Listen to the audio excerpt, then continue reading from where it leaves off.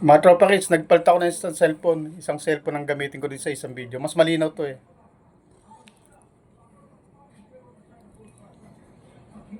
Kaya nga.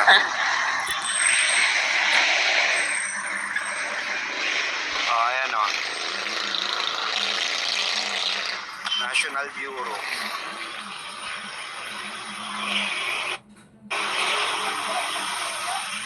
Ma'am Arlene Paniel, shout out.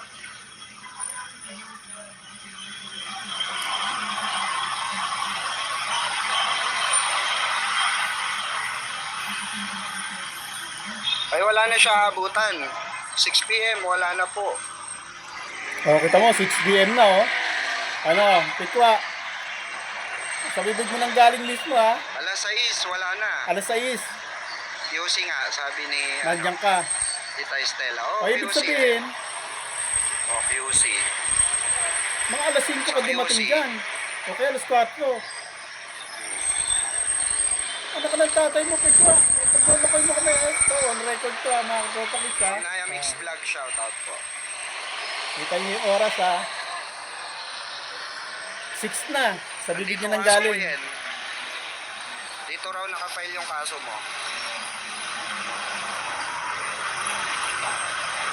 Ma'am Demidel, shout out. Hindi, para makita natin angas. Yung angas ang gusto kong makita eh. 119 Yung views. literal na angas sa 1 personal. hour ago. Personal na angas, hindi yung pan social media lang. Diba? Hindi yung pan social media lang mga angas nyo. Kakatuwa to. Gusto mo si IDG naman.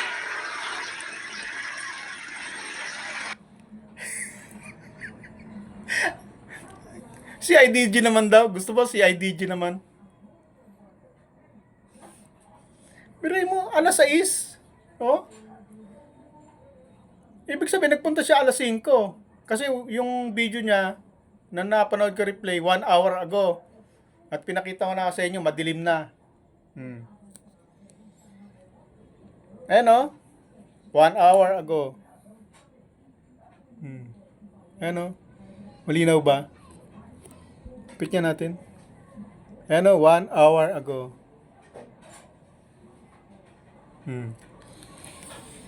Tapos, madilim na.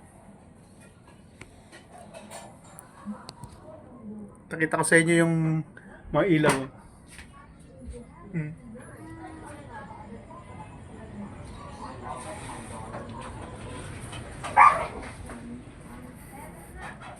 Ganda nito. Tuloy natin.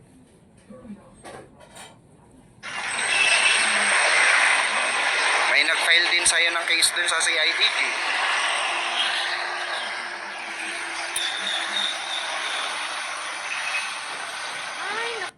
Sir BP sabi niya kanina sa live niya, magkita daw sila ni LMG sa Pasig. Napunta namin siya kung sino ba silang dalaw. Kayo ang pumunta rito, kayo may kaso eh. Nasa ilog Pasig ng bibing. Kayo may mga Ano? Sabi mo, kayo pumunta rito, kayo ang may kaso eh. Anak ka ng tatay mo, pigwa. Hindi ko maintindihan kung ilan nanonood sa'yo. 119. May nanonood sa kanya, 119. 119 yung niloloko niya.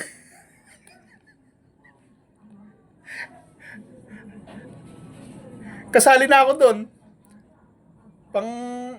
Nanonood sa kanya, 118. 19. Kasali ako. Ibig sabihin, 119 ako na niloloko niya. Siyempre, may tropa kids pa tayo dyan nanonood din. kayo may mga nakasampang kaso eh. Kayo, Diba? very important po. Kayo Nasaan nga yung Supuena? Paano kang pupunta dyan kung wala ka namang patawag? Ano sabi nung nga ni Ma'am Yen, ni Miss Yen? Wala namang patawag sa'yo, pupunta ka dyan. Baka pagalitan ka pa ng NBI. Ang tanga talaga nito. Kahit sa barangay na lang eh. Halimbawa, may nagreklamo sa'yo sa barangay. Tapos, sasabihin ng kapitbahay, oy, punta ka sa barangay, nireklamo kita. Hindi, ikaw naman, dahil nakareklamo ka, sasabihin mo, tapos, nag-anga-anga ka, naniwala ka naman na sinampahan ka ng kaso sa barangay, antimano, nag-alsabalutan ka, nagbihis ka, nag-effort ka, dahil sabi ng kapitbahay, kinasuhan ka niya sa barangay, antimano, ikaw naman, wala ka naman natatawag na patawag sa barangay, antimano, pumunta ka ng barangay, pagdating mo sa barangay, pagalitan ka po ng kapitan. Pagalitan ka pa ng ano doon, ng ano ba yun? Lupon tagapamayapa doon. Baka sabihin na, ang ginagawa mo rito, ano schedule mo? May patawag ba sa'yo? Wala ho. Baka sipahin ka ng palabas ng barangay. Katangahan talaga nito. Wala nga supwena. Wala nga patawag. Tapos pupunta ka doon. Napakabobo. Ano na, nawala na utak. Oy, Pikwa, asan napunta utak mong malasado? Ha? Yung utak mo nasa talampakan. Baka naka-jackpot na yan. Mamaya, nasa talampakan yung utak mo, nakadikit. Kasi lakad ka sa kalsada, nakatapa ka ng ebak ng aso. Baka dumikit na sa ng aso yung ano mo, utak mo. Kaya nawawala na. Ngayon, tumutulong pa yung syota. Yung partner. Kasi nakita niya, hirap na pagpapaliwanag. Hirap na magpaliwanag si Pikwa. Tinutulungan na. Nakikimura din. Barahura din. May mga pending cases eh. Nadagdagan nga lang.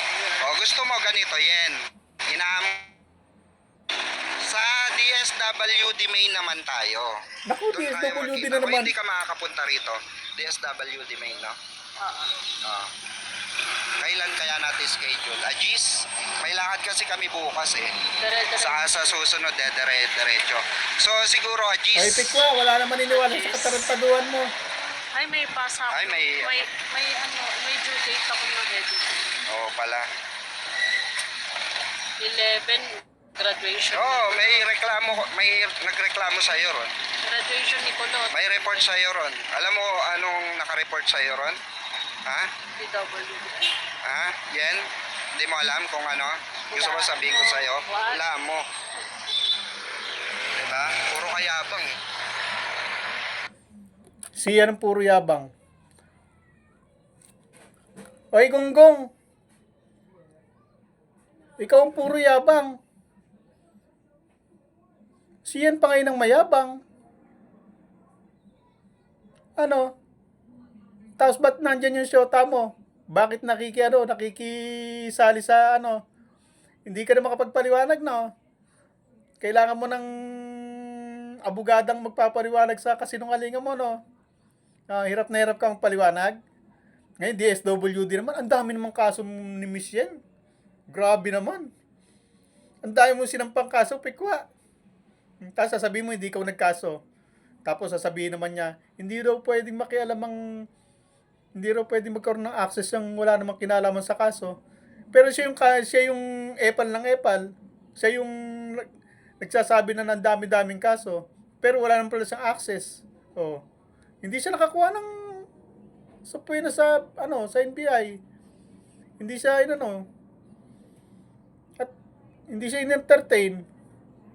Si Ryan daw. Sino yan? Si Ryan Kayabyab? Anak ka ng tatay mo, Pikwa. May maano ka lang. Pero pagka nire-record ka pa rin to. Kasi i-delete niya yan eh. Pag hindi niya i-delete, di maganda. Marami tayong makakapanood. Tiga. Puro lang kayo yabang. Puro lang Dati, kampugan. puro ka boses bobo. Ngayon, puro ka tawan tanga. Katawan tanga. Sabi ko sa inyo guys, wala sa totoong buhay. Sa realidad, wala.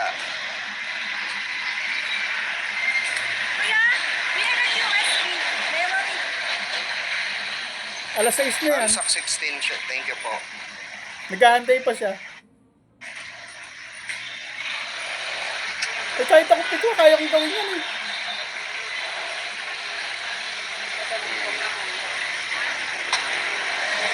Oo, ang dami. Ang daming ano niya, kaso niyan. Ang dami, nakafile kung san-san. Malapit ko itong mamura. Pero hindi, pagtawanan lang natin. Pulutan na lang natin yung katangahan nila. Mag-asawa, mag-shota pa. Nagtutulungan na. Wala na. Wala na, Pikwa. Anong oras na? Uy, dumami. 242 na. Dami na, Pikwa. Dami na niyang views. Kasi, ang dami na nagmamarites. Ay Pikwa, pinagtatawanan ka na. Katangahan mo. Ang dami raw kaso. O, isampa nyo na isampa. Puntahan nyo na, kuyugin nyo. Ilan ang kaso? 6? 5? 4? 3? Kuyugin nyo na hanggat nandiyan pa sa Pilipinas si Miss Yan Vasquez na sinasabi nyo. Alam nyo naman na address, di ba? Kuyugin nyo na. Hindi makakapunta sa inyo yan. Busy yun. At saka, katangahan nito, nag-aantay sa NBI, paano nga pupunta dyan yung tao? Wala namang patawag. Baka sipain yan dyan.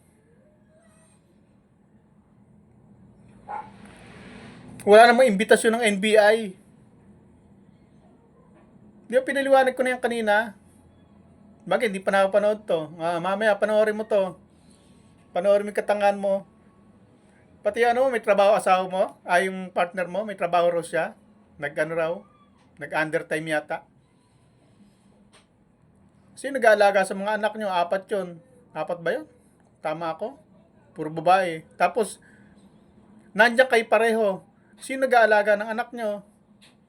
Sino nag-aasikaso yung negosyo nyo? Di ba businessman kayo? Tapos yung asawa mo nag-undertime sa trabaho. Ibig sabihin, office girl. Nagtatrabaho. Tapos, ikaw ang Pikwa ang nasa bahay. Ikaw nag-aasikaso ng mga anak mo. Ganon. Tapos ang negosyo mo. Paano mo ngayon pagsasabayin ang pag-aalaga sa anak mo at ang pagninegosyo mo, yung pagluluto ng sausage mo, tsaka yung pagtitimpla ng kalungga, coffee, ano yan, yung iced tea o ano yan, negosyo mo. Kasi nag-aasikaso na may trabaho pala yung asawa mo, yung partner mo. O, sabihin, nagkatrabaho yung partner mo, kasi nga nag-undertime daw siya ngayon eh. Sabihin, namamasukan. Tapos ikaw Pikwa ang naiiwan sa bahay nyo para sa negosyo nyo na ewan ko kung anong negosyo nyo. Tapos nag-aalaga ka pa ng 4 na bata. Kahit 2 lang eh, kahit isa eh. Medyo may kahirapan na rin yun eh. Tapos ikaw na nag-aasikaso sa negosyo nyo. At the same time, ikaw nagluluto, naglilipaligo sa mga bata. Nakakaya mong gawin yun. Tapos, sabi mo, sumasama ka pa sa ano ba tawag doon? Isa pag nangangampanya. Nagagawa mo lahat yun. Nag-aasikaso ka ng negosyo, nag-aasikaso ka ng bata sa bahay kasi asawa mo, yung partner mo, di ba, namamasukan ka mo. Nag-undertime nga daw siya ngayon. Nag-effort siya ng oras. Paano nyo nagagawa yung Pikwa? Yun, motorcade. Sumasama ka pa sa mga motorcade. Ayos ka, Pikwa. Tapos negosyante ka pa niyan, ha? May katulong kayo? May mga tauhan kayo na nag-aasikaso yung negosyo nyo? Tapos may yaya yung mga bata? Na habang wala kayo, habang nagmo-motorcade ka, yung asawa mo, yung partner mo, namamasukan, ikaw nagmo-motorcade ka, nangangampanya ka sa politiko. Yung mga anak mo nandun. May mga yaya doon. Tapos may mga katulong kayo nag-aasikaso ng negosyo nyo, ng bahay nyo. Pikwa, para namang pinagloloko mo naman kami niyan.